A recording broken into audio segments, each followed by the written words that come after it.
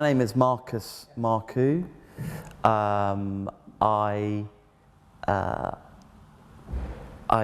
trained as a journalist, became a journalist, had been an actor briefly, had written plays, run my own business, and now I'm sort of making films. The idea had been buzzing in my head since I was a teenager. Like, how do I come to terms with my Greek identity? But it wasn't until I started writing the film script that all those ideas came together. But I planned it quite well, the story. So I spent 2-3 months planning the story, even scene by scene, planning the characters before I wrote any dialogue. So when it came to writing the dialogue, it was about 2 months. So it was about 6 months from start to finish, the script. The film was shot in 24 days, you're right. And it was incredibly intense. And it meant that we had to be very well organized. And I was very lucky in that our producer had been a line producer in TV, Sarah Butler. And she'd done The Bill, Holby City, various programs like that, which are always on a tight schedule in TV. So she was able to take those skills and apply them to the film. And effectively, what we did is we shot a feature film on a TV schedule. And that required a lot of planning. And therefore, you couldn't drop scenes. You know, we had the London riots on the second day of filming, and we had to stop shooting. And because it was such a tight schedule, and obviously Enfield suffered greatly. We were shooting in Morden. If we had been shooting the film in Enfield, that would have been it. Game over, no film. Morden was fortunate enough not to be caught up in the riots, and I was checking the shop even at like 1 o'clock in the morning. I was going back to the fish and chip shop that we'd created to make sure it hadn't been burnt down. But even then, we lost half a day, and to make up the time, I had to drop a scene and take 2 other scenes and rewrite them. This was happening at 2 in the morning before we were shooting. How do you feel people have embraced the film? Because I get the sense that the film is kind of taking on a life of its own. It's been strange. There's been some reaction from Greeks who have not even seen the film yet, that there aren't enough Greeks in it. But there are. George Korofas is Greek, Jimmy Rousounis is in it, George Savidis is in it, I'm in it, Vangelis Christodoulou, Vasilis Panayi, who's the LGR DJ's got a part in it. And there's a lot of Greek music in this, and there's a lot of Greek spirit in it. But the truth is, if there were no Greeks in this film, it wouldn't matter, because it is a broad universal story, you know, and it's the spirit. You know, if someone asked me, what is the spirit of Greekness that I've tried to tap into in this film? And it's the same, it's the spirit that we embody when we break a plate. And it's that sense of acceptance and surrender to the circumstances that we find ourselves in, and finding joy in acceptance and surrender to the circumstances we find ourselves in.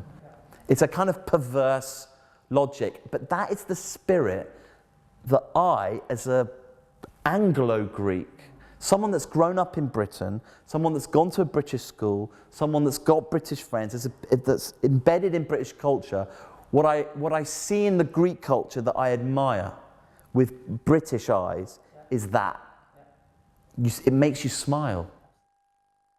I think the types of films I love are the ones that reflect life.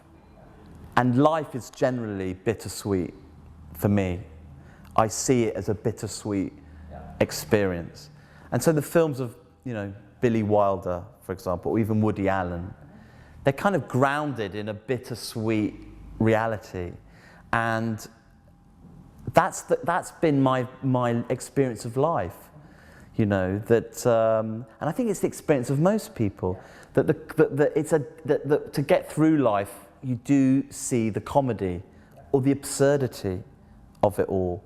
And that's the style that I'm drawn to, obviously in making this film, but it's the style I'm drawn to in films like Little Miss Sunshine, you know, or East is East, you know, where I think the tone of this film is similar to the tone of Little Miss Sunshine or East is East. It's a kind of bitter, sweet family experience. But that's what I enjoy about life as well. So you're right, you know, it is, and maybe I think something the Greek Cypriots will resonate with, because for them, especially the Cypriots, we've had, even now as we talk, you know, unprecedented suggestion that 10% of all their savings is going to be taken just like that. They wouldn't try that with a bigger country. It's in our history to experience highs and lows. You know, I had to ask myself, because one of the themes of the film is, what is success? What is it? You know, especially now that the ideas of what success is have unraveled. You know, the materialistic world that seemed to carry us the last 20, 30, 40 years is unraveling. And that's one of the themes of the film. He loses his mansion, he has to go back to the chip shop, he has to start again. The question asked is, what is success? And I've tried to answer that in the film, you know. And for me, we are all doing it now. We, all of us in society, are reevaluating what success is. You know, and it isn't the nice car and it isn't the house. We're not buying that anymore. We don't buy that as a barometer of success. You know, family is success. Joy, the happiness that you feel in living your life is success. And that is what I've tried to create in the film, that sense of that success being something other than the house, the car, the status, because now that doesn't count for anything anymore. Do you know how much we paid for that work of art up there? Do you? 200 grand. 200 grand for a fish. What do you want me to do, Nick? Our business was profitable, Harry. I was going to retire in 2 years. I'd like to bring that forward.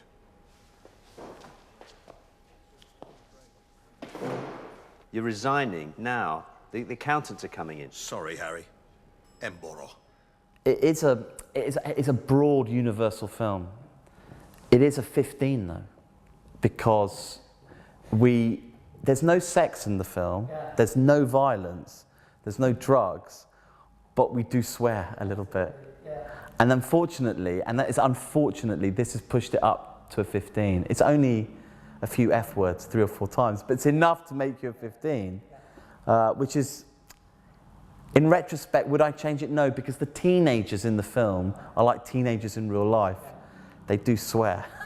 There is nothing particularly unusual or new to them when they hear the word. No, of course not. Absolutely. So, but there is no sex in the film. There is no violence. There's no one's killed. There's no blood. You know, it's in that respect, it's quite unusual. And when I took the film to the Palm Springs Film Festival, where it was a favourite film, the audience was quite senior, 50s, 60s, a lot of retirees. And, but they did ask the question. They said, you know, this is the first film we've seen at this festival that has no nudity. How did you manage that? But it is a universal family film, you know, and it's something families can relate to. We've all been in a family. We can all relate to family life. And in this situation, it's an extreme situation. They have to go from riches to rags. And it's how they cope and come together. And interestingly, the children cope better. Yeah, that's right. I totally agree with you. And in real life scenarios where families face disruption, what we always neglect is that what we fail to take on board often the children are somehow more adaptable to change than the adults. And it's the adults that become children, and the children almost become parents. And in this film, something similar happens. The children are more adaptable to change than the parents. Yeah, we were very lucky in the film to have such great actors. Stephen Delane, amazing actor. George Horofas, who's a very well-known Greek actor, and obviously a big supporting cast as well. And interestingly, a lot of those actors have made their name in theatre. And I think theatre actors bring you discipline and a rigorousness. The downside is they ask more questions, I think. Certainly, because when you're rehearsing for a theatre show, I think you're rehearsing full stop. You've got sometimes 3-4 weeks, sometimes longer, of intense rehearsal. When you're making a film, you don't have the luxury of rehearsal. So sometimes you're just doing it on set for the first time.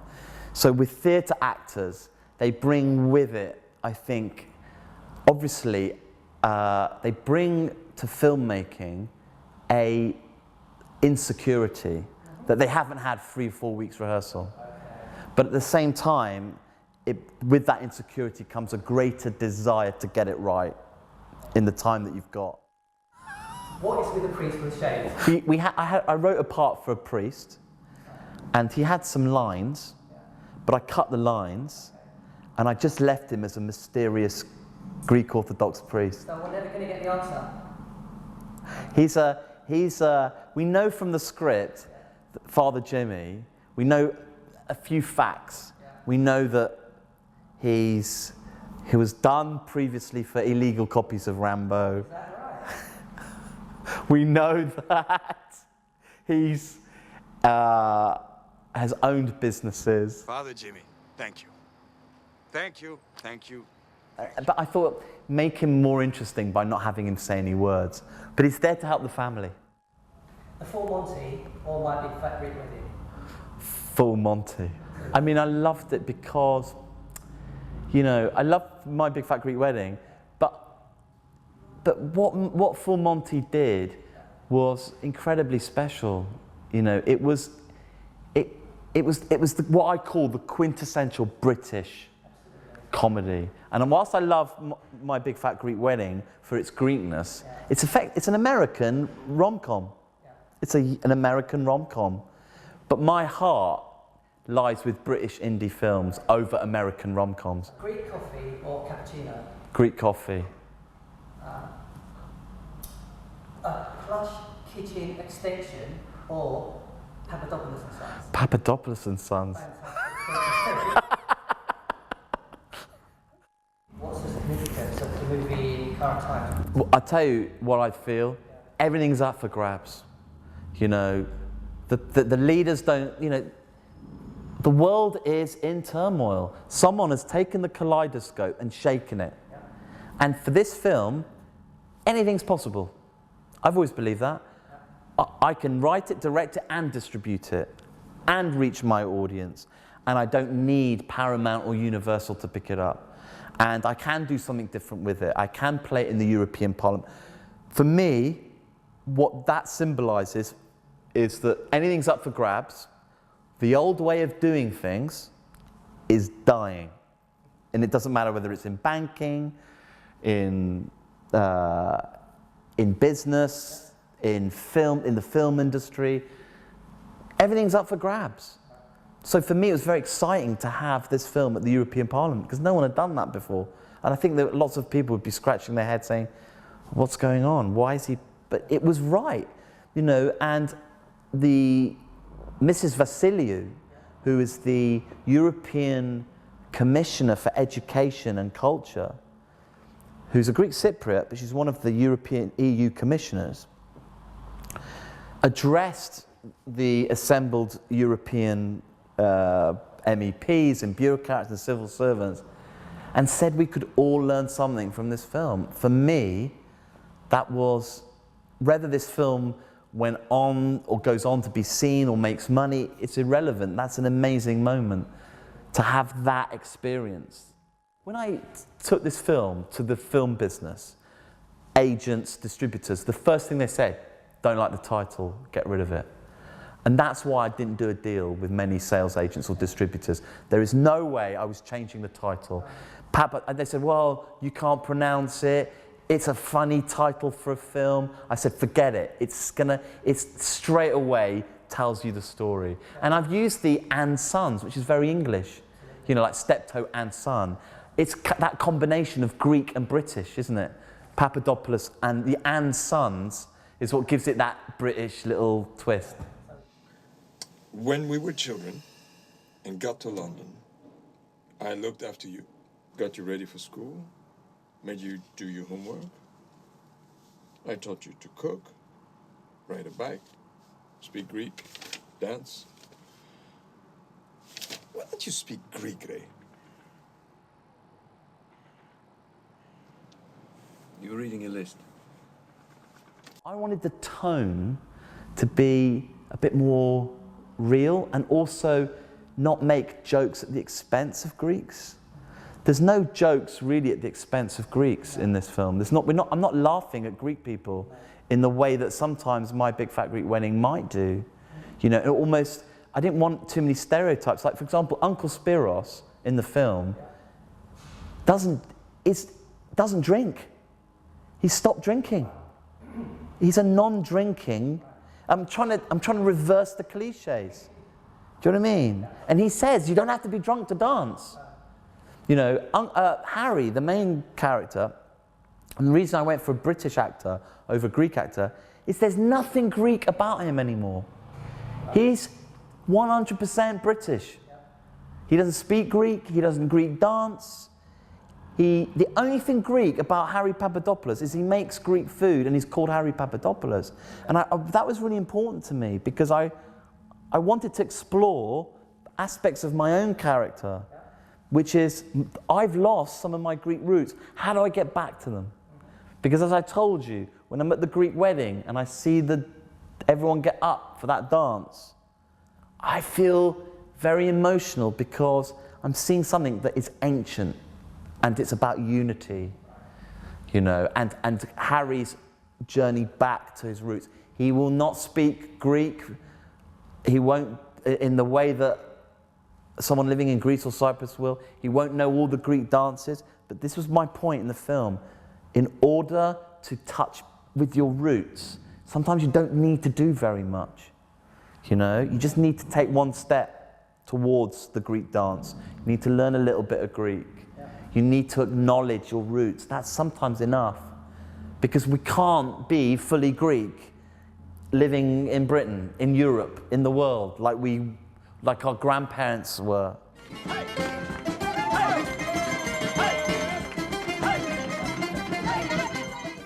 embrace this film, what do you think we could do? How can we own it more and make use of it? Well, it's the first time, you know, the Greek Cypriot and Greek contribution to this country has been huge. The Greek Cypriot contribution has been tremendous because Cyprus was a British colony. We drive on the left in Cyprus. We have post boxes there. My father was at school with pictures of Winston Churchill on the wall. In World War II, Cypriot sent 40,000 men to fight in Greece. Okay? We were on the right side. This is what makes me feel sad about what's happening in Greece with their lurch towards fascism. Okay? The Greeks and the Greek Cypriots said, "Ochi," okay? And I'm incredibly proud of the Greek Cypriot contribution to this country as well. In business, in entertainment, across the board, in culture. There are 70 plus Greek Orthodox churches in this country. Okay, we are embedded. Okay, we are part of the British fabric. But where's the film that documents that puts us on the map? what I'm going through now is, what I'm experiencing now is better than what I imagined. I imagined that a big distributor would come up and pick up my film, give me a check, and that would be that. But actually, reaching out to the community, meeting people like you, gonna have the Enfield experience on the 5th. It's going to festivals, doing my own marketing on Facebook, doing my own tweeting, doing my own website, my own blogging, doing my own distribution, getting flyers out to complete strangers who've offered to help me on Twitter and Facebook, reaching out to the community. I never imagined that, and it's been just so enjoyable. It's been fun. You know, it's been really good fun. And real. It's been real. It's grounded. You know, I'm handing out flyers outside Wandsworth Cinema, because it's my nearest one. I live in Wimbledon. So I'm handing out flyers the week before outside Wandsworth Cinema. And I'm going to be able to hand the flyer to punters and go, that's my film in there. I never imagined that. I thought what would happen is, you know, Universal Pictures would pick up my film, give me a check, and then they would take everything away, do all the marketing. You know, that's what I imagined. What I'm doing is something I could never have imagined, but it is so right for the film, because it encompasses the themes and the spirit of the film. People keep suggesting it, you know, that maybe there's some spin-off characters, but I've never, I think they span off My Big Fat Greek Wedding, and I'm not sure that worked, you know, and I think if the film works as it is in its entirety, I would prefer just to leave it like that. But, you know, you never know. If somebody put down a huge check for Papadopoulos and Grandsons, then you can never say never, can you? There's Cineworld in Enfield, Wood Green, Shaftesbury Avenue, Wandsworth, in London. So the doors are opening on the same night, same day? Yep. April 5th. So April 5th, it'll be in 13 Cineworlds across the country, but I'm going to be there on April 5th in Enfield, which I think is the kind of flagship community screening. It's Cineworld allowing me to introduce the film with George Corofas. He's going to come down with me. And afterwards, there'll be a Q&A for like 20, 30 minutes. Cineworld have said if we get 5,000 admissions across the country, that averages 500 admissions per cinema, roughly. They'll extend it by a week. And you never know. They'll say, do you want more cinemas? Do you want to stick it in more cinema? So we'll see. Whether this goes beyond the Greek community into the non-Greek community will be the big experiment.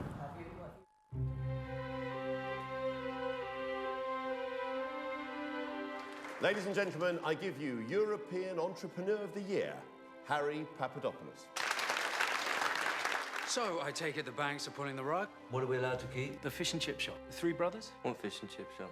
Well, the bank is unable to seize it as an asset because of its co-ownership with Spiros Papadopoulos. Right. Daddy over-leveraged himself. Fantastic. So, look, I want to sell the Three Brothers. Can't sell the Three Brothers. It doesn't feel right. It's a crack den! I'm not opening a fish and chip shop! I'm not! What did he say? He's had some sort of breakdown. I think what you're currently doing with your mother sounds liberating. I'm liberating myself from my last 25 grand on a disused chip shop. Run fast for your mother, run fast for your father. Don't touch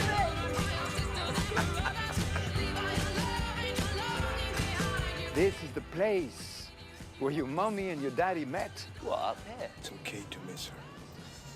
My dad wants me to spy on you. Don't think he likes Greeks. We'll take kebabs off the menu if you ask your son to stay away from my daughter. Perhaps you wouldn't be like this if we were Greeks. Harry's not like that. Because he works in a kebab shop. Yeah, Harry's more like that. Gotta get out of this place. I'll do whatever the bank wants. Call me when you want to go public. I just quit my job. Go on, Daddy! You don't have to be drunk to dance. Daddy just put another pig in the bag. Gotta love a downturn. seem like such a lovely family. We hate doing this. Nigel,